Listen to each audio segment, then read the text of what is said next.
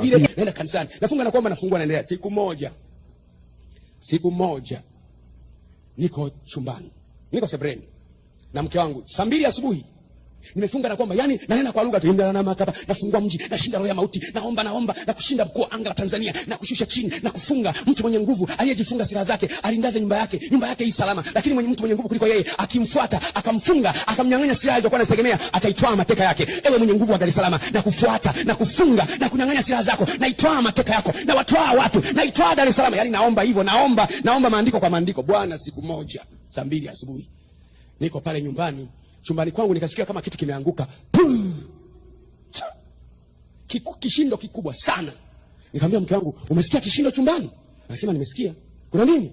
Anasema sijui. Mke wangu anapenda kutania, wewe ni mwanaume, nenda. Wewe ni mwanaume, nenda. Nikamwambia mke wangu, unanipenda, twende wote bwana. Anasema wewe ni baba wa nyumba, wewe nenda. Nikamwambia twende wote jamani, twende wote basi. Tukaanza kwenda wote. Kama tunatania, tukafungua mlango. Kufunga mlango, nikaona mzinga wa mtu yuko chumbani. Mtu mkubwa yani, lakini kichwa kidogo kama yai.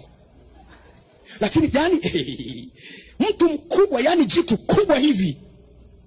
Halafu linaniambiaje? Sio maono. Kwa sababu hata mke wangu anaona. Mke wangu ikabidi akimbie akakae kwenye kona. Halafu wakati nafungua mlango hivi, lile jitu likafungua mlango lenyewe, likakaa kwa nyuma. Wakati mimi naingia, likafunga kwa lenyewe, likabaki kwenye mlango. Likaniambia mimi ndio mauti mwenyewe sasa. Live kabisa, likasema mimi ndio mauti mwenyewe. Kiherehere chako hicho cha kung'ang'ania kuchukua watu waliokufa, nimekuja kukuchukua wewe. Likaniambia sina uwezo wa kukupeleka kule kuzimu, kwa sababu wewe Bwana wako amekupa uzima wa milele, lakini na uwezo wa kutoa ndani ya mwili. Kwanza ninaona kama maono. Halafu jitu linaongea kwa kujiamini, nikasema leo safi. Kwa sababu mimi najua maandiko vizuri mno, yani moyoni mwangu nimesema ameingia kwenye 18 huyu jitu. Ila linaongea kwa sauti. Nikaliambia ewe pepo mchafu. Likanikatiza, usiniambie mimi pepo mchafu. Mimi ni Mungu wa ulimwengu. Nikaanza kuogopa. Nikasema mimi sio pepo, mimi ni Mungu wa ulimwengu. Mimi ni mfalme. Mimi sio pepo. Halafu nikacheka. Nakwambia leo naondoka na roho yako. Nikasema hamna kitu. Limeanza kunisogelea sasa. Linaniambia naondoka na roho yako leo, si utaona? Nikamwambia wapi? Nikasema imeandikwa. Akawaita wanafunzi wake 12, akawapa amri juu ya pepo wachafu watoe na kupoza magonjwa ya kila aina. Ewe pepo mchafu. Niliposema hivyo nikacheka. Nikasema nimempiga kwa neno la Mungu, amecheka. Nikasema hamna, nikasogeza lingine, imeandikwa tazama, nimewapa amri ya kukanyaga nyoka na nge na nguvu zote za yule adui, wala hakuna kitakachowadhuru, kwa jina la Yesu na kukanyaga. Likacheka tena. Nikapiga andiko lingine, likacheka tena. Kwa kadri ninapopiga maandiko linaongeza kucheka. Afu nisogelea, nasema nilikwambia leo nakuua. Sasa nikamaliza maandiko. Maandiko yakaisha. Kwa sababu mimi nilikuwa nachukua yale maandiko yanayosema kuhusu shetani. Wakati ule nilikuwa sijajua kutoka Mwanzo mpaka Ufunuo ni neno la Mungu. Ukiishiwa hata kama ukisema tu hapo mwanzo Mungu aliumba mbingu na nchi. Yaani sema chochote, neno ni upanga wa roho. Yakaisha yote. Lile dudu likanisogelea hapa. Mke wangu yuko kwenye kona hapa. Likaniambia leo naondoka na roho yako. Mambo ya kung'ang'ana wafu. Yaniambia kwa nini using'ang'ane watu walio hai? Wale walikufa katika dhambi nishawachukua mimi. Wako kwenye custody yangu. Kwa nini unawaita? Limekasirika kweli, ni macho mikubwa.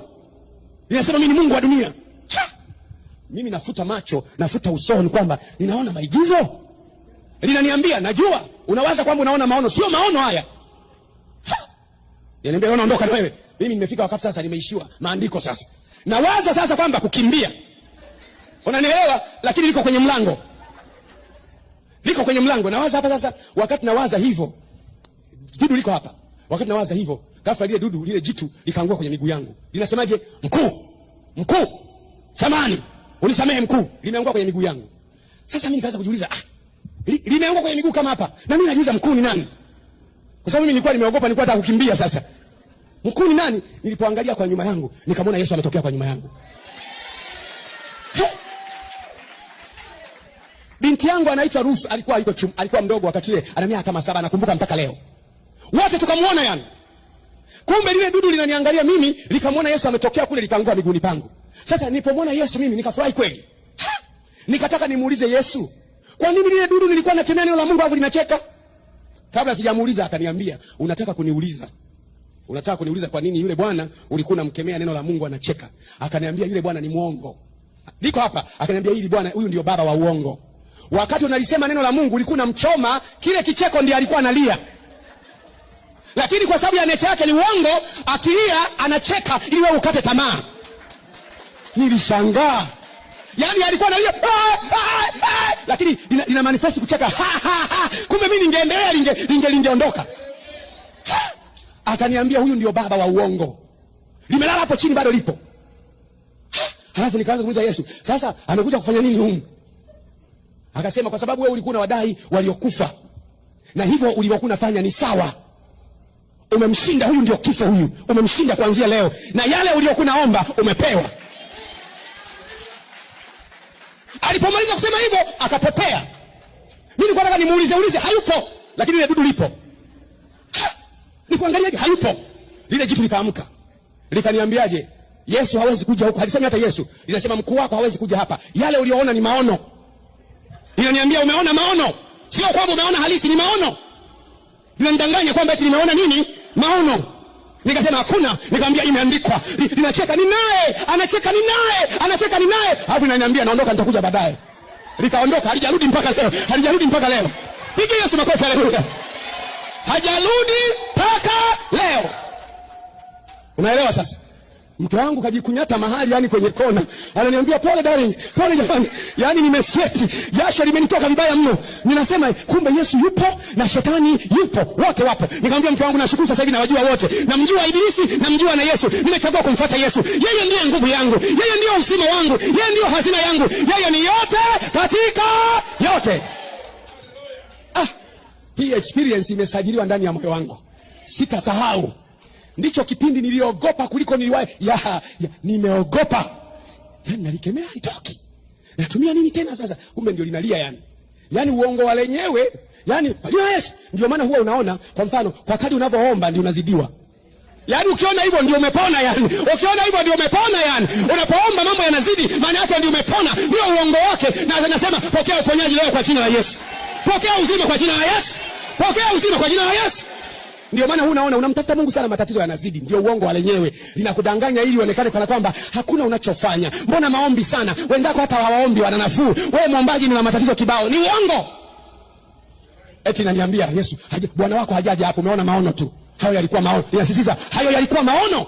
Namwambia hapana, imeandikwa. Napiga andiko la kwanza, napiga andiko la pili, linanisogea na mimi naanza kumsogelea. Likatikisika hapo likaniambia, nitarudi na natoka kidogo nitarudi. Hajarudi mpaka leo. Yesu ameshinda mauti.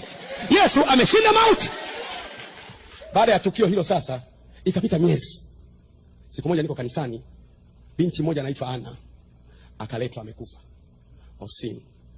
Baada ya tukio hilo, akaletwa amekufa asubuhi. Alipokuwa amekufa, ndugu zake wakasema, "Mchungaji, huyu Ana ni binti amefariki, tunakuletea. Sisi tunaamini kwamba yeye mnaombea wafu, sasa tunakuachia." Nimeshasahau ile experience ya miezi mitatu iliyopita. Sasa nikaomba ofisini najiuliza, hawa jamaa wako wamekuja wengi, wakaacha maiti hapo wakaenda wakaa pembeni, akiamka utuite. Moyoni mwangu nikaanza kusumbuka, nitafanyaje? Ndio hiyo niliposema, nikasikia neno la Mungu linasema ndani yangu kabisa. Neno la Mungu linasema, amini amini nawaambia, yeye aniaminie mimi, kazi nifanyazo naye atafanya, naam na kubwa kuliko hizo atafanya. Bado napambana, si Bwana, hapana. Likaja neno lingine, saa yaja na saa ipo. Asio mabudo, saa yaja na saa ipo. Wafu watasikia sauti ya mwana wa Mungu. Niliposikia hivyo nikaamka kwenye kiti haraka. Nikamwita Ana, "Choo!" Mara moja tu nilipoita, akafungua macho. Alipofungua macho, kidogo nikimbie. Kwa mara ya kwanza sasa yani kidogo nikimbie. Lakini yule binti akafungua macho yani na smile ya ajabu. Halafu akaniambia, "Usiogope. Nina ujumbe kwa ajili yako. Mimi nilikuwa mbinguni na ujumbe kwa ajili yako. Nifungulie nikae." Nilikuwa nimekataa kurudi duniani, nimeambiwa nikuletee ujumbe alafu Yesu atakuja kunichukua. Sasa mimi siniwahi kuwa na experience ya kwenda alafu nikarudi, nikakataa. Kwa hiyo namuelewa. Nikafungua. Kipindi kikakaa kinania kama 18 hivi. Kaka ananiambia nilikuwa mbinguni. Yesu amenituma nije nikwambie ujumbe huu. Mimi nimeogopa kweli. Wewe hujui mtu anapamba, amewekewa pamba puani yani. Yaani nimeogopa kweli. Sasa maiti anataka kuniambia neno gani yani? Najiuliza akaniambia nini? Asije akaniambia siku zangu za kuishi zimekwisha. Yaani na mambo mengi nawaza. Akaniambia kaa hapa, akakaa. Akaniambia nimeambiwa nikwambie hii ni saa ya ufufuo na uzima duniani. Kanisa letu lilikuwa haliiti ufufuo na uzima. Actually mpaka leo kanisa letu linaitwa Glory of Christ. Haliiti ufufuo na uzima. Lile neno la ufufuo na uzima lilianzia siku ile. Umeelewa sasa? Mpaka leo sisi hatuna kanisa lililosajiliwa linaitwa ufufuo na uzima, halipo. Akasema ni saa ya ufufuo na uzima duniani. Akaniambia, hebu angalia sura ya 11. Yesu anamwambia Miriam, mimi ndimi huo ufufuo na uzima. Yaani Yesu mwenyewe ndio anaitwa nini? Ufufuo na uzima. Ukisema ufufuo na uzima ni sawa na umesema Yesu. Mimi ndimi huo ufufuo na uzima. Akasema ni saa ya ufufuo na uzima duniani. Yakaanza kuniambia kuna watu wako mashimoni, kuna watu wako mapangoni, kuna watu mnafikiri wamekufa lakini wapo. Anaelezea vitu ambavyo mimi sijawahi kuvisikia kabisa. Hii ndio issue niliyoanza kuwaita misukuyo, akaanza kurudi kutokea pale. Sikuwa na idea kabisa. Akaniambia hebu fungua Isaya 42 mstari wa 22. Nilishangaa andiko hilo. Nimesoma Biblia mara nyingi sijawahi kuliona. Linasema hivi: lakini watu hawa ni watu walioibiwa na kutekwa. Wamenaswa katika mashimo. Wamekuwa mawindo wala hapana okoaye. Wamekuwa mateka wala hapana asemaye rudisha. Yule binti akaniambia tatizo hakuna mtu anayesema rudisha. Akipatikana anayesema rudisha wanarudi. Kabinti kale akasema nimemaliza, nataka kuondoka sasa. Nikamwambia subiri niwaite kwanza ndugu zako. Nikawaita ndugu zake wakaja. Wana furaha yani. Ana kaleta mimi nataka kuondoka jamani. Nikamwambia kwa nini usikae? Kwa nini usikae tufanye kazi ya Bwana? Sema sina ada ya shule, nina madeni nyumbani. Nikamwambia nitakulipia. Anasema aka mimi sitaki, nataka kurudi. Baadaye nikakaa mimi nikafanya fumba macho. Bwana Yesu, hivi kweli anataka afe huyu arudi? Sikusikia sauti lakini kaanza kumwambia mwanangu, Yesu alipokuambia atakuja akuchukue sio leo. Yesu alimaanisha kwamba siku itakapofika ya mwisho ukiishi maisha matakatifu atakuja akuchukue tena. Kakalia, hapana sio hivyo. Hujamwelewa Yesu wewe huja. Nikasema mwanangu ni hivyo. Ana yupo mpaka leo, ameolewa, amezaa na watoto. Yupo mpaka leo.